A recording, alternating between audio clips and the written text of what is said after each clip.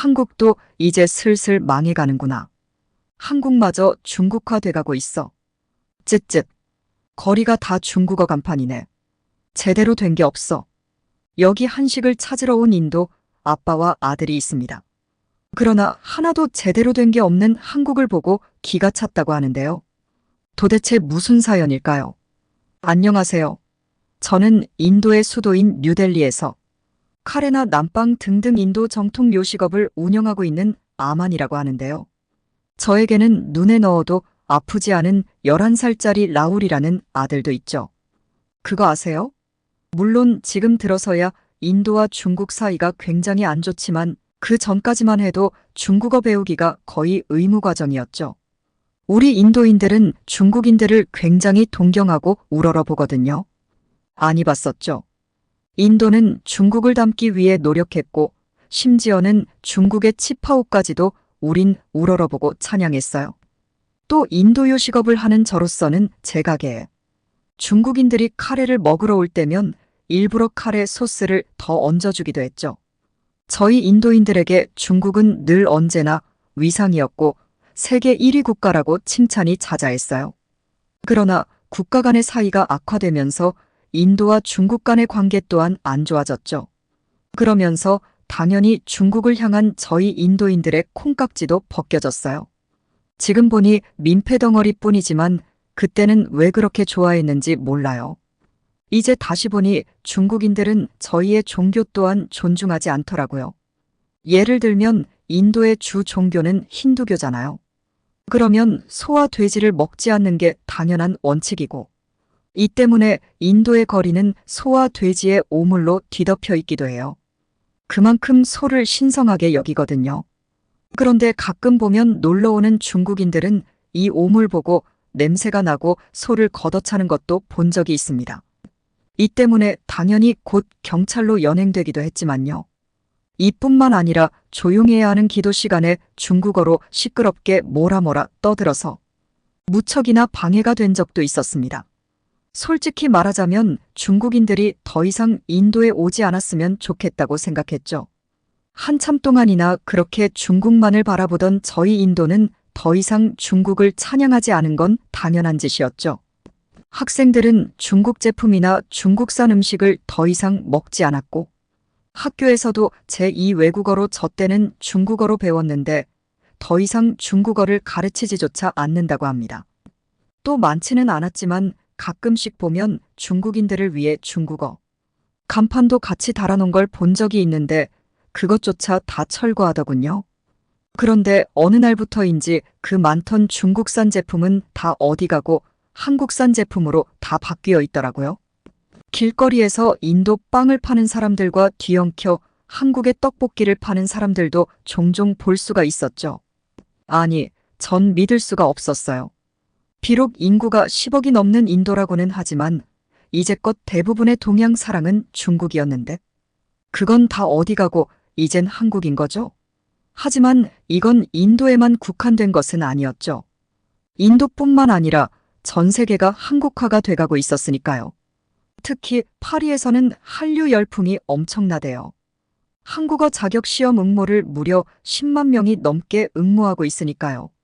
도시의 활기찬 혼돈 속에 자리 잡은 뉴델리의 작은 카레집에서는 일상적인 리듬으로 생활이 이어졌습니다.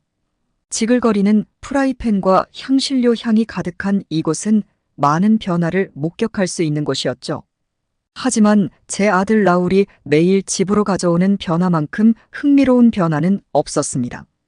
또 중국어 대신 학교에서는 이제 제2 외국어로 한국어를 배우기 시작했어요. 그래서 라울이 집에 돌아오자마자 한자 연습을 시작하던 시절은 지났습니다. 그 대신 이제 라울은 방으로 달려가 한국어 알파벳인 한글 쓰기에 몰두하곤 했죠. 라울의 학교도 다른 많은 학교와 마찬가지로 한류 열풍에 휩싸였습니다. 매혹적인 대중음악, 흥미진진한 드라마, 독특한 음식 등 한국 문화가 대세로 떠오르고 있었죠. 라울은 매일 한국어 수업에 대한 이야기를 가지고 집으로 돌아왔고 그의 눈은 흥분으로 반짝였죠. 저는 인정할 수가 없었을 뿐더러 이해할 수조차 없었습니다. 그 작은 나라가 어떻게 여기 인도까지 파장이 큰 걸까 싶었을 뿐이죠. 그러나 그 영향력은 주위에서 느낄 수가 있었어요. 인도는 수염을 기르는 게 남자다운 상징이라고 생각하는데요. 한국 남자들은 수염을 깎는 게 오히려 멋이라고 생각하더라고요.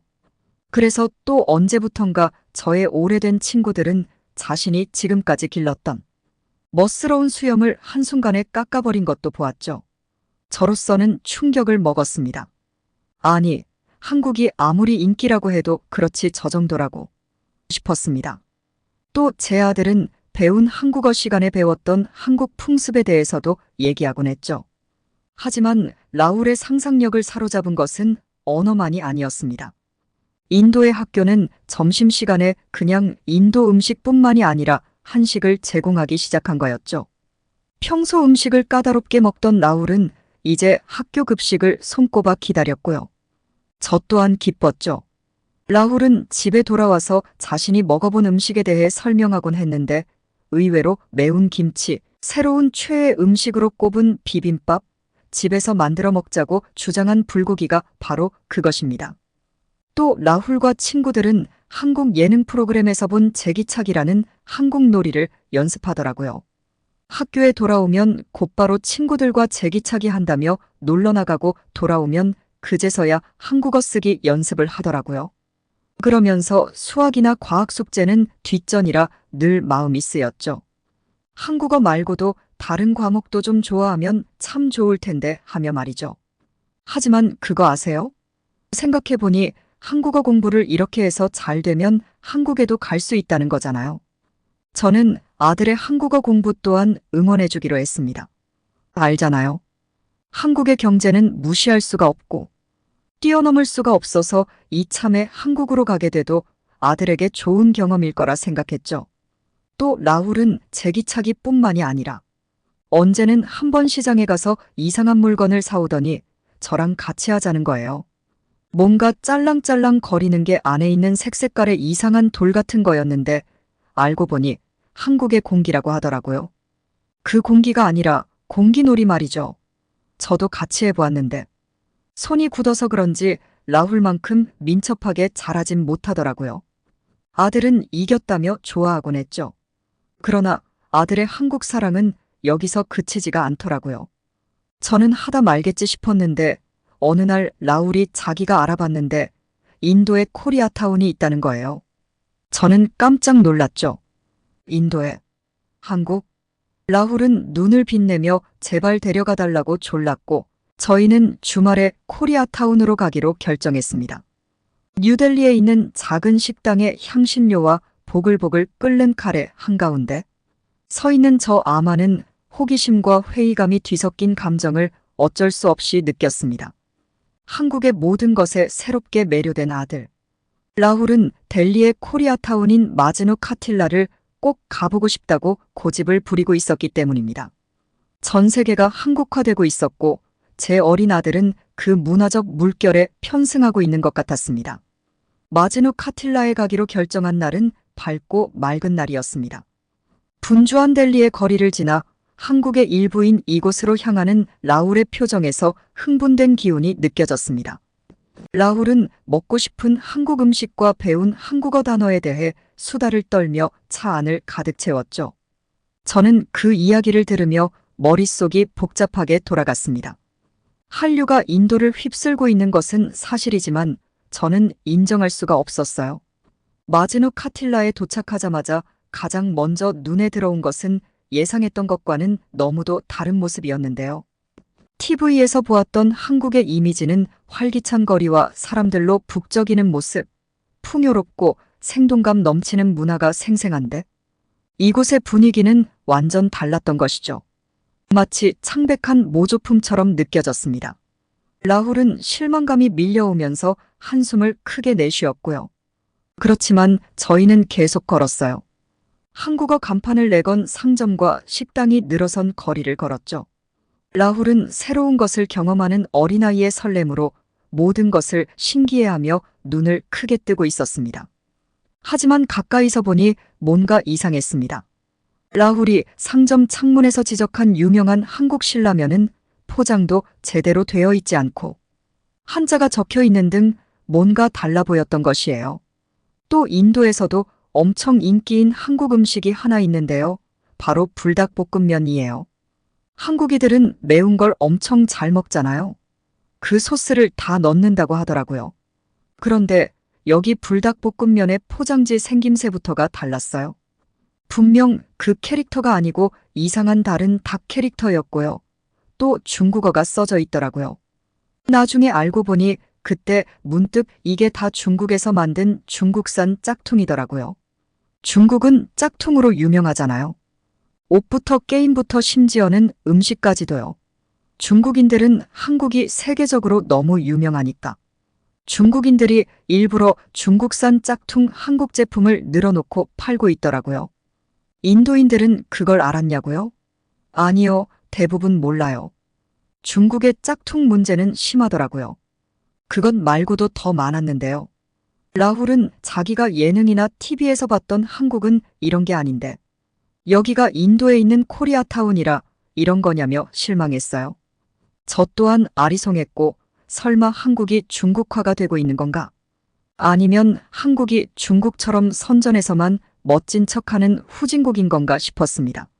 라훌은 매우 실망했고 빨리 집에 가자고만 투덜댔어요. 하여튼 라훌과 제가 생각하는 한국의 모습이 아닌 것만은 확실했죠. 라훌은 계속 찡찡거리는데 저는 이렇게 쉽게 돌아갈 수는 없었거든요. 혹시 이게 다가 아닐지도 모른다는 생각에 저희는 한식을 시도해 보기로 했죠.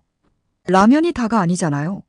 저희는 한국어를 잘 읽을 수가 없었기에 일단 한글 간판으로 된 어느 식당에 들어갔습니다.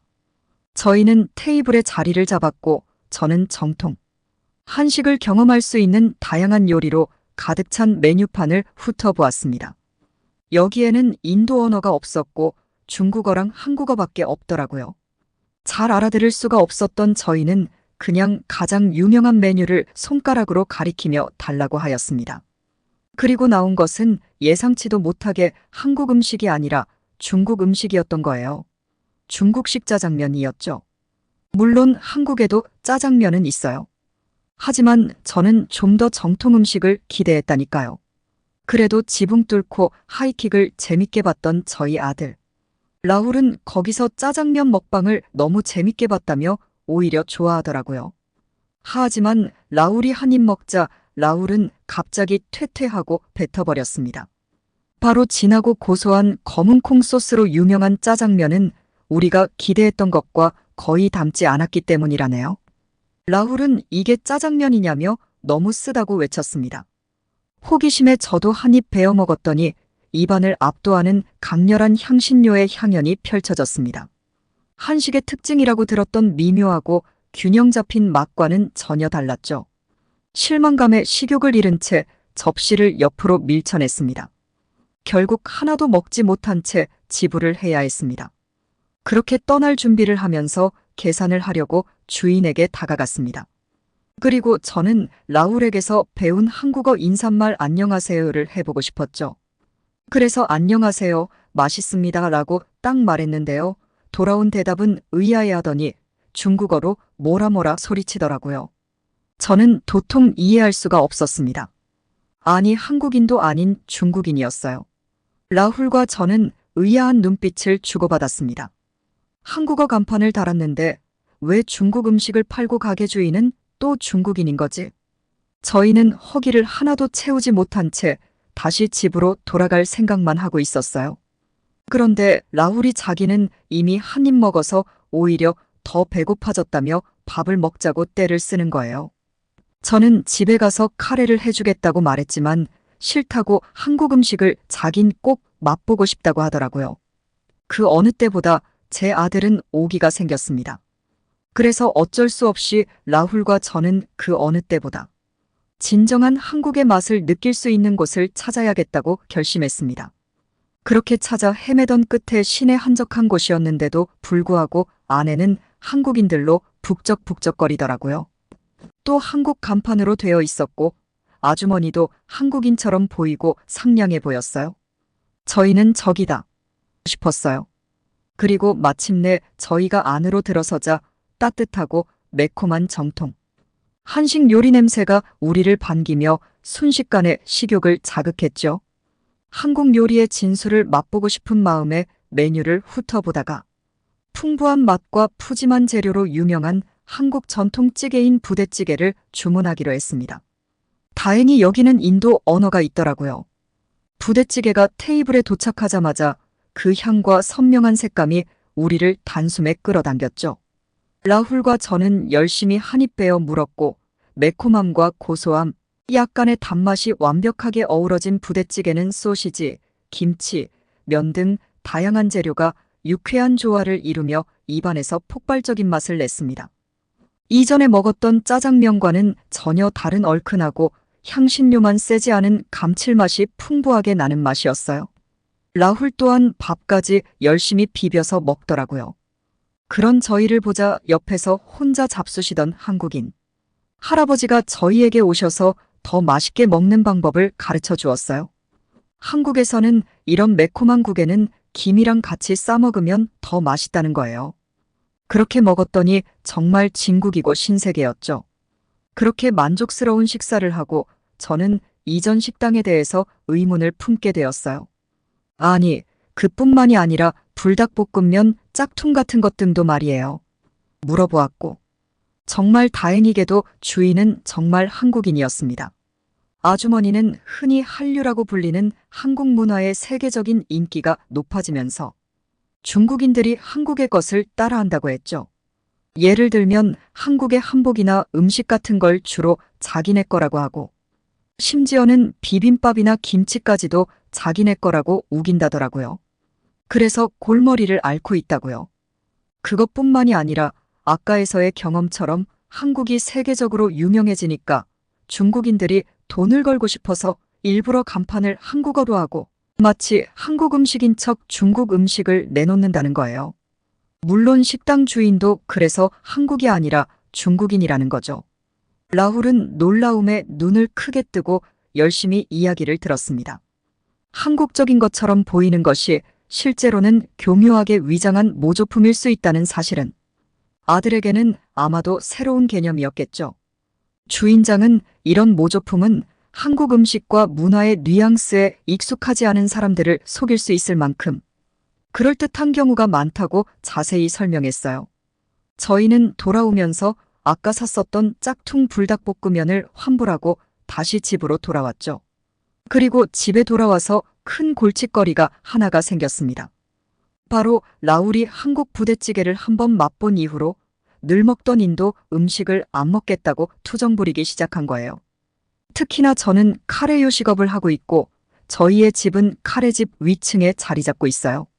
그래서 대부분 음식이 떨어질 때면 남는 카레로 끼니를 때우곤 했죠.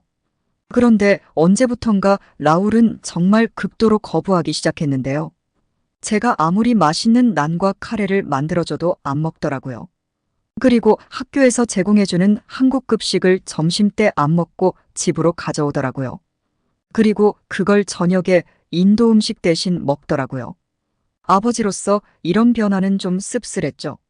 물론 라울의 열린 마음과 우리와는 다른 문화를 이해하는 능력이 자랑스러웠습니다.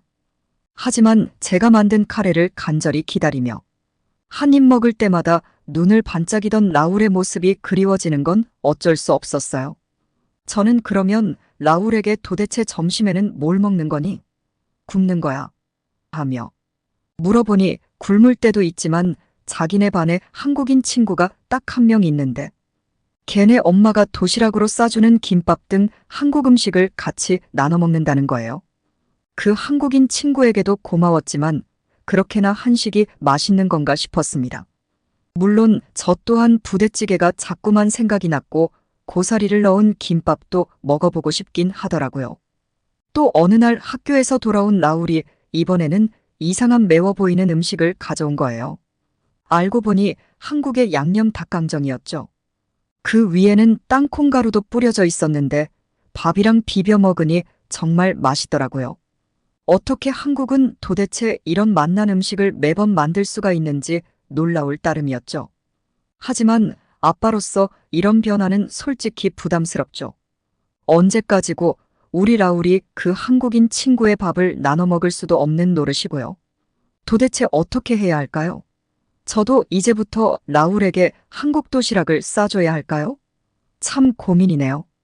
중국으로 향하는 비행기의 비좁은 기내 분위기는 평온함에서 긴박함으로 바뀌었는데요.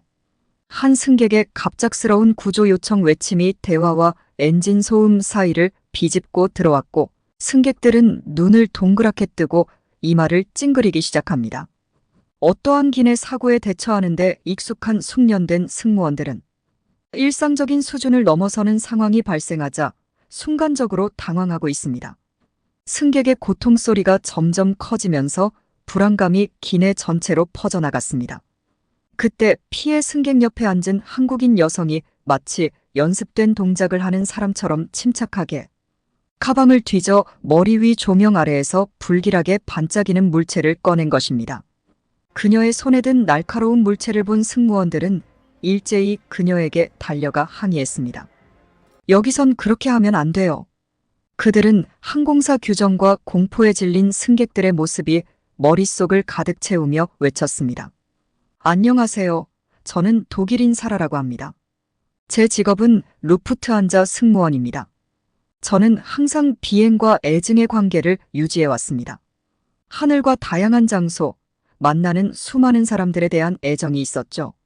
하지만 높은 곳이나 비행 행위 자체에 대한 두려움보다는 미지의 세계에 대한 두려움, 특히 아시아에서 온 승객들에 대한 두려움도 있었습니다. 어렸을 때부터 아시아인, 특히 중국인과 한국인을 특정 시각으로 바라보는 이야기와 고정관념을 주입받았기 때문이죠. 루프트한자의 선배 스튜어디스들은 종종 불만과 편견으로 가득 찬 아시아행 비행 이야기를 들려주곤 했습니다. 문화적 차이, 언어 장벽 등 저를 불안하게 만드는 여러 가지 문제에 대해 이야기했습니다. 커리어를 시작하면서 이런 이야기들은 저를 붙잡고 있었습니다. 아시아행 비행기가 배정될 때마다 속이 울렁거렸어요. 의사소통 문제, 문화적 오해, 심지어 기본적인 상호작용까지 걱정했죠. 내가 뭔가 잘못하면 어떡하지? 의도치 않게 누군가의 기분을 상하게 하면 어쩌지? 라고 생각했습니다. 이러한 두려움과 편견은 중국 상하이로 향하는 특정 비행기에서 절정에 달했습니다. 그날은 정기 항공편이었고 분주하고 활기가 넘치는 날이었습니다. 비즈니스맨, 관광객, 가족 단위 여행객 등 다양한 종류의 승객들이 탑승하고 있었습니다. 그중 한 무리의 한국인 여행객이 제 눈에 띄었습니다. 그들은 조용하고 소탈한 모습을 보였습니다. 그런데 비행 도중에 예상치 못한 일이 벌어졌습니다. 아까부터 눈에 띄었던 한국인 여성 한 명이 갑자기 아팠던 겁니다. 창백하고 식은땀을 흘리며 상당히 고통스러워하는 심각한 상태였습니다. 승무원들과 저는 그녀를 돕기 위해 달려갔지만 우리의 표준 절차와 의료 장비로는 부족해 보였습니다. 목적지에서 몇 시간이나 떨어진 바다 위였기 때문에 승객과 승무원들 사이에 긴장감이 감돌았습니다. 그때 놀라운 일이 벌어졌습니다. 아픈 승객의 옆자리에 앉아있던 다른 한국인 여성이 다가왔습니다. 보통 응급 상황에서는 사용하지 않는 실과 바늘을 달라는 것이었습니다. 그녀는 주변의 혼란스러움과는 대조적으로 침착하게 한국 전통 치유법을 시작했습니다. 그녀는 실로 아픈 여성의 손가락을 묶고 바늘을 사용하는데 저는 그 모습이 신기하면서도 매혹적이었습니다. 기본적인 응급처치 교육을 받은 승무원으로서 저는 회의적이었습니다. 하지만 제가 지켜보는 동안 기적 같은 일이 일어났습니다. 아픈 여성의 상태가 호전되기 시작했습니다. 뺨에 혈색이 돌아오고 호흡이 안정되었으며 기운을 되찾은 듯 보였습니다. 그 장면을 목격한 모든 사람들이 경외감과 경이로움을 느꼈습니다. 그 사건은 우리가 상하이에 도착한 후에도 오랫동안 기억에 남았습니다. 세상에 대해 나와는 다른 문화와 관습에 대해 모르는 것이 너무나 많다는 것을 뼈저리게 깨달았기 때문입니다. 그 사건 이후 저는 제 선입견과 두려움에 대해 많이 생각했습니다.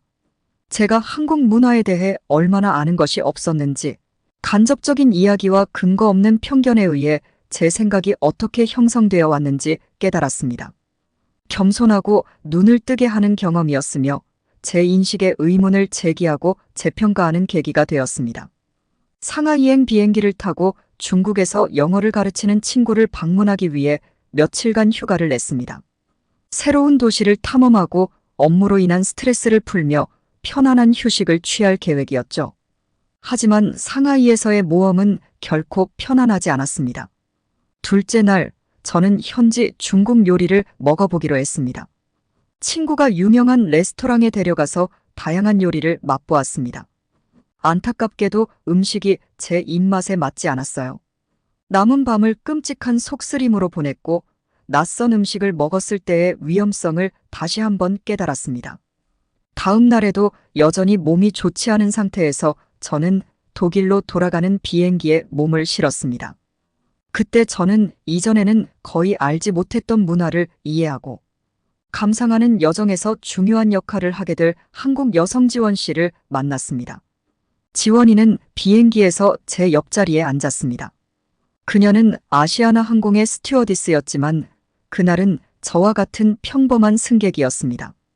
저는 그녀의 태도에 우아하면서도 친절한 무언가가 있다는 것을 바로 알아차렸습니다. 분주하고 다소 비인격적인 기내 분위기와는 극명한 대조를 이루며 온화한 태도를 보였습니다. 비행이 진행되면서 전날 밤의 식사로 인한 불편함이 견딜 수 없을 정도로 심해졌습니다. 지원이가 걱정스러운 눈빛으로 저를 바라보는 걸 보니 제가 꽤 아파 보였나 봅니다. 지원이는 어눌하지만 또렷한 영어로 내가 괜찮은지 물었어요. 저는 동정 어린 고개만 끄덕여주길 기대하며 내 상황을 설명했어요. 하지만 지원은 위로의 말만 건네는 것이 아니라 도움을 주겠다고 했습니다. 지원 씨는 차분한 자신감으로 핸드백을 열고 작은 키트를 꺼냈습니다. 자연요법과 한국 전통 치유도구가 들어있다고 설명했습니다. 처음엔 망설여졌습니다. 이런 경험을 해본 적이 없었기 때문이죠. 하지만 그녀의 눈빛에 담긴 진심 어린 걱정을 보고는 그녀를 믿기로 했습니다. 그 다음에 일어난 일은 마치 드라마에서나 나올 법한 일이었습니다. 지원 씨는 제 손바닥과 손목의 특정 지점을 부드럽게 누르며 지압 기술을 능숙하게 사용했습니다. 그리고는 놀랍게도 트레이 테이블 위에 허브차를 준비해 주었습니다. 그녀가 건네준 따뜻하고 향기로운 차는 이전에 맛본 것과는 전혀 달랐습니다. 차를 마신 지 몇 분도 지나지 않아 안도의 물결이 저를 덮치는 것을 느꼈습니다. 메스꺼움이 가라앉고 마침내 긴장을 풀 수 있었습니다. 비행이 계속되면서 지원이와 저는 이야기를 나누기 시작했습니다. 지원이는 루프트한자 스튜어디스로서의 제 삶에 대해 궁금해했고 하늘에서 경험한 자신의 이야기를 들려주었습니다. 그녀는 한국에 대한 사랑과 열정이 가득 담긴 이야기를 들려주었는데 그 열정이 대단할 정도였습니다. 그녀는 산, 번화한 도시, 고요한 시골, 그리고 물론 음식에 대해 설명했습니다. 한국 음식에 대한 그녀의 설명은 너무나 생생하고 매력적이어서 저도 모르게 모든 것을 경험해보고 싶다는 생각이 들었습니다. 헤어지기 전에 지원은 저를 한국으로 초대했습니다. 그녀는 고정관념과 선입견을 뛰어넘는 한국의 진정한 아름다움을 보여주겠다고 약속했습니다. 저는 그녀의 친절함에 감동했고 그녀가 보여준 한국 문화에 흥미를 느꼈습니다. 그때는 그 결정이 제 인생에 얼마나 큰 변화를 가져올지 충분히 깨닫지 못한 채 동의했습니다. 비행기에서 만난 지 몇 달 후 저는 지원이의 제안을 받아들여 서울로 날아갔습니다. 한국 방문은 처음이었고 잘 알지 못하는 문화 속으로 뛰어든다는 생각에 긴장도 되고 설레기도 했습니다. 지원 씨는 훌륭한 호스트였습니다. 그녀는 비행기에서 기억하는 따뜻한 미소로 공항에 마중 나와 저를 맞이해 주었습니다. 우리의 첫 번째 목적지는 당연히 한국 전통 음식점이었습니다. 지원 씨는 저에게 고국의 맛을 소개해주고 싶어 했습니다. 식당은 아늑하고 매력적인 분위기로 맛있는 음식 냄새가 가득했습니다. 우리는 낮은 테이블에 앉았고 지원 씨는 음식이 나오자마자 설명해 주었습니다. 매콤하고 톡 쏘는 김치, 밥과 채소, 고기가 알록달록하게 어우러진 비빔밥, 그리고 얇게 저며 양념한 소고기를 완벽하게 구워낸 불고기가 나왔습니다. 불고기를 먹으니 감탄이 절로 나왔습니다. 고기는 부드럽고 풍미가 좋았으며 단맛과 짭조름한 맛이 완벽한 조화를 이루었습니다.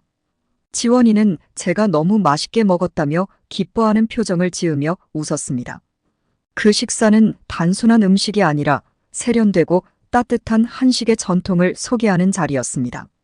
항상 해외에 가면 체하곤 했는데 한국 음식은 그런 게 전혀 없었어요. 저에게 한국 음식이 정말 잘 맞다는 걸 알 수 있었습니다. 식사를 하면서 지원이는 한국의 역사, 사람, 풍습 등 한국에 대한 이야기를 들려주었습니다. 그녀는 한국 문화에서 음식이 얼마나 중요한지, 식사가 가족과 친구들이 함께 모여 서로 나누고 소통할 수 있는 시간이라는 점을 이야기했습니다. 함께함, 따뜻함, 관대함을 중시하는 문화에 대한 아름다운 통찰력이었습니다. 그 후 며칠 동안 지원이는 저를 데리고 서울 투어를 했습니다. 우리는 궁궐과 사찰, 번화한 시장, 조용하고 나뭇잎이 우거진 공원을 방문했습니다. 지원이는 저에게 우뚝 솟은 고층 빌딩, 활기찬 대중문화, 기술 발전 등 한국의 현대적 모습과 풍부한 역사 및 문화유산을 보여주었습니다. 하지만 제게 가장 깊은 인상을 남긴 것은 한국 사람들이었습니다. 한국인의 따뜻함과 친절함은 우리가 가는 곳마다 분명하게 드러났습니다. 직접 담근 김치 시식을 권하는 시장의 아주머니나 외국인과 영어 연습에 열중하는 공원의 어린 학생들까지 모든 만남이 진정한 친근함과 호기심으로 가득했습니다. 어느 날 저녁 지원은 저를 전통 찻집으로 데려갔습니다. 향긋한 허브차를 마시며 지원은 자신의 꿈과 스튜어디스로서의 도전, 한국인으로서의 자부심 등 자신의 삶에 대해 이야기했습니다.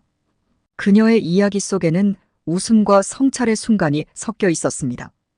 그때 저는 지원이가 단순한 한국 문화 안내자가 아니라 제가 몰랐던 세상을 서서히 열어주는 친구라는 것을 깨달았습니다.